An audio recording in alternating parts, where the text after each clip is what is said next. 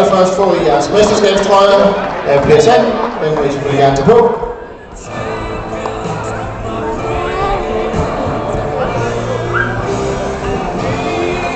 Og mens drengene iklæder sig deres trøjer, skal vi lige igen efterlyse de 2 personer, som skal overtage dommerbordet. De vil med det samme komme hertil.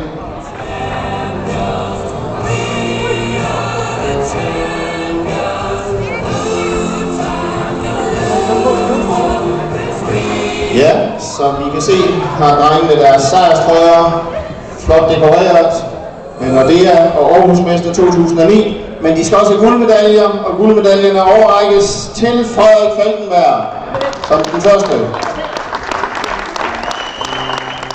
Tobias Vehl,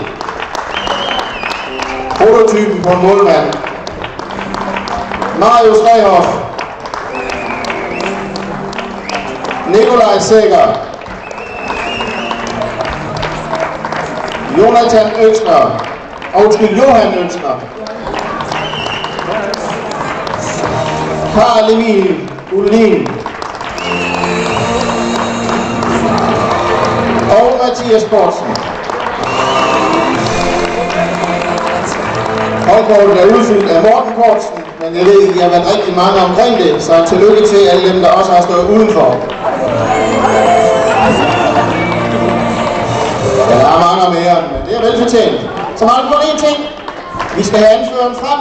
Hente sejrspokalen. Aarhusmester i fodbold 2009 for drenge og 8. En fornøjelse at komme i. Så er der sejrsfotografering nede bagved. Gitte tager sejrsbillederne, og de andre, I har lige nøjagtigt højst 3 minutter til at blive færdige, og så skal vi nemlig i gang.